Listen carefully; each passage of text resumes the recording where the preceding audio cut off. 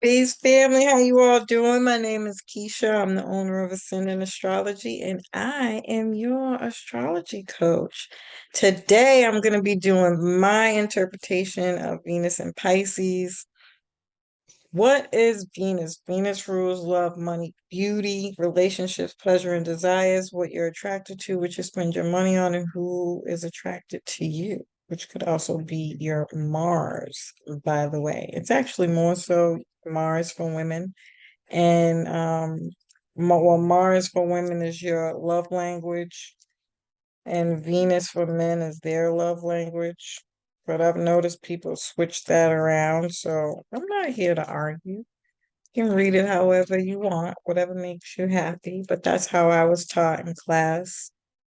Um, Pisces lives in the 12th house. This is the last zodiac of the Pisces is very special because in that way, they're not meant to work hard in this lifetime, which is why they're ruled by lack of clarity, lack of direction. They're not meant to have one here in this lifetime when you're born in the Pisces because you've already been through all 12 signs in other lifetimes, which I think within itself is a statement that is well beyond what any of us can probably fathom. And so there's a sense of boredom of life in general here.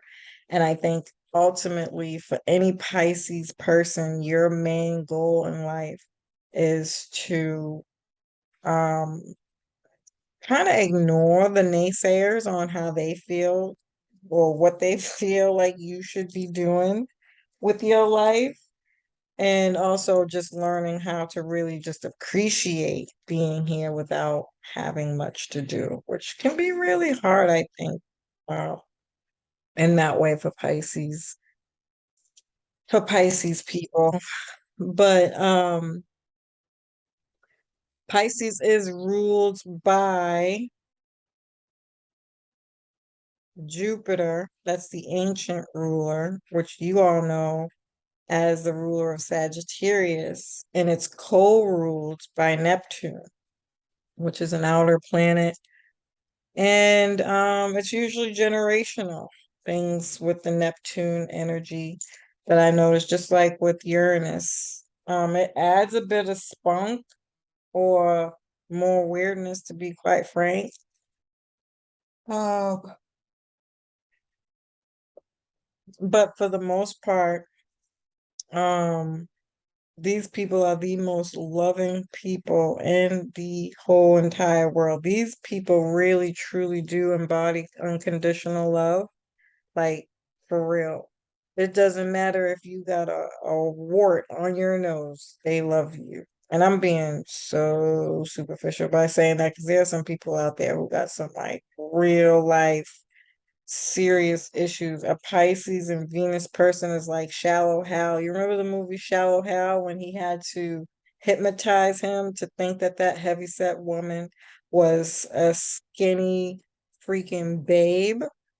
Even though there was a lesson behind that, I'm not talking about the lesson behind that. This isn't something that Pisces people struggle with, but what they do embody is the ability to love you no matter what the fuck you look like. And they can put that imagination on you. They can make you imagination wise into whatever the fuck they want, just with their vision, with their thoughts. It's really, really, really um a a beautiful energy. I always think of Erica Badu. I don't know if she's a Pisces, but if I had to put my finger on somebody who embodies Pisces energy, it would definitely be Erica Badu with the nose piercings and the tattoos. Um, these are very Venus and Pisces people to me. Um, it rules imagination, dreams, illusions, delusions, addictions, lack of clarity, fogginess, lack of direction, um, mental health issues or institutions, prison, retreats, places where you go to get away from. or to retreat or escape.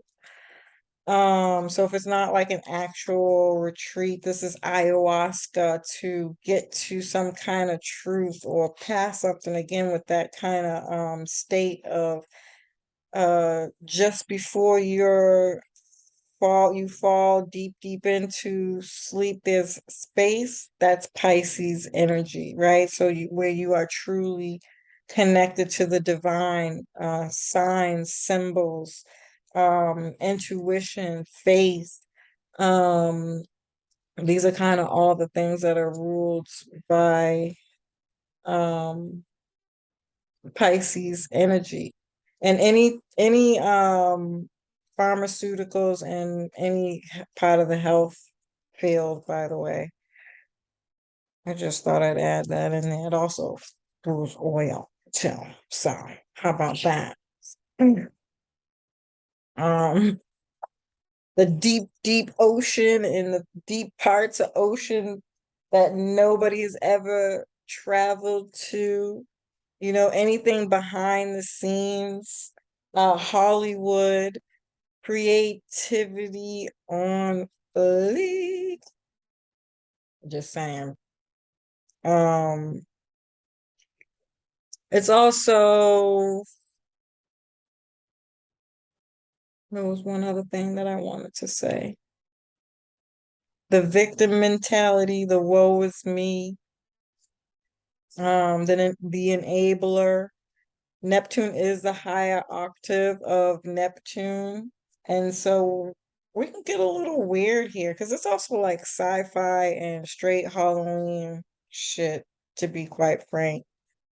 Um, in my personal opinion, like scary movies and witchcraft and um yeah.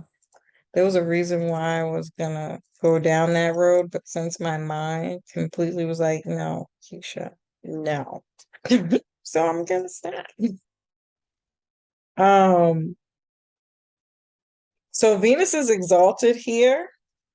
This is my universal love, like when you think back to like the 60s and 70s when they just smoked and everything was about love. I don't give a fuck what anybody says that was a Pisces. Bitches. That was some motherfucking Pisces energy. They love everyone equally. These people are all about love, fantasy, romance, sacrifice of love. Um,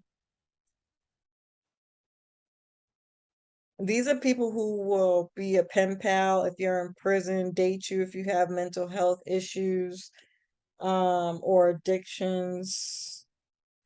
You'll accept anyone for who they are. The enabler. That's what this is. Not that that's a bad thing, by the way. It's actually very beautiful. It's just very unrealistic. And fucking delusional. That's what it is. You're on an ayahuasca trip. I'm gonna need you to wake the okay. But you people tend to find your soulmate twin flame a lot quicker than other signs because um you take chances on people, right? Going back to like how I mentioned in my Venus and Libra energy. And I feel like there was one other sign that also reflected energy like this, but is often seen as a negative in the zodiac because, we live in a world today that is just super judgmental to the taboo scorpionic topics that we're just not allowed to talk about. Like, people have multiple wives. Why are we still refuting that fact? No, we may not live in that era, but that doesn't mean that everybody has more than one soulmate and more than one twin flame, so we have multiple realities, all are real and all are fake. And so it becomes at that point like you having to make a conscious decision when it comes to finding love for it to be actually about love. And that's what you learn with the Venus and Pisces energy as a collective. That these people come here with this naturally, though. They can tell you what love really fucking feels like and paint a picture out of that, or some kind of creative art, or, like all the movies and things when we start to get into life imitating art and the power of the mind and the imagination and what it means to envision your goals and dreams. That's very Jupiterian, right? We just related to Jupiter energy because it's most people don't know that Jupiter is the ancient ruler of Pisces. And so when you're talking about manifesting your reality, you are talking about Jupiter and Pisces, which is what the transit that we're having right now. I'm getting ready to go on another tangent, so I'm about to shut it down. Family. I love the hell out of y'all. Um, these people tend to need love that makes you feel like you've been here before. Something that's very familiar. Again, it's that very twin flame energy here. Um, these are like the true drug addicts, the two homeless people that you see. They fucked up. They fucked up, y'all. But they love the fuck out of each other. You hear what I'm saying to you? Um, you're going to be attracted to people who are creative, have the piercings and the tattoos, like I was talking about earlier. And on the lower vibration, unfortunately, you people, because you are so open, like these people are right. This is a fucking field day for manipulators. You understand what I'm saying? You guys get taken advantage of. I've heard some really fucking horrible Pisces people in general, but Venus and Pisces stories, any kind of energy in Pisces, because you have to remember on the global scale, Pisces rules scams, um, the enabler, somebody who never moves out of their mom's house type of energy, um, people who get manipulated and 9 times out of 10, it's abuse from some kind of addiction. Unfortunately, liars, deceit, you get the rose-colored glasses too. These are people who will get they fucking ass whooped. You understand what I'm saying to you? Bad. But I love him. Mm-mm, not in 2022. Absolutely not. Okay.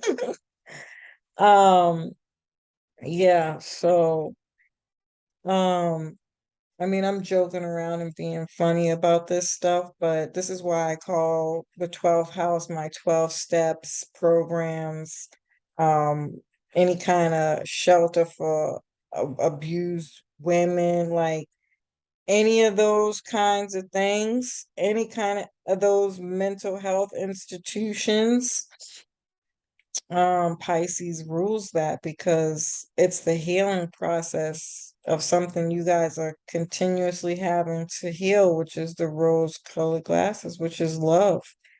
You got to put some Saturn in there. You got to get some structure and boundaries and things of that nature, which is really it's sad how hard it is for these people. They really do live like the ultimate um addictive lifestyle, even if they're not on any drugs or alcohol, because they have that ability to forgive and forget so easily, you know. Um Outside of that, on a higher vibration, though, this is some dope ass fucking energy. You can't stop a person who knows the power of love. Do you understand what I'm saying to you? These people will hold you with their whole heart without even touching you, but because they accept you. That is a feeling that 99.9% of us don't feel in a world that we live in today, because we're not built off of love, you know? Um, but I'm getting ready to go on a tangent again. I love and appreciate y'all. I hope you found this information helpful. Peace.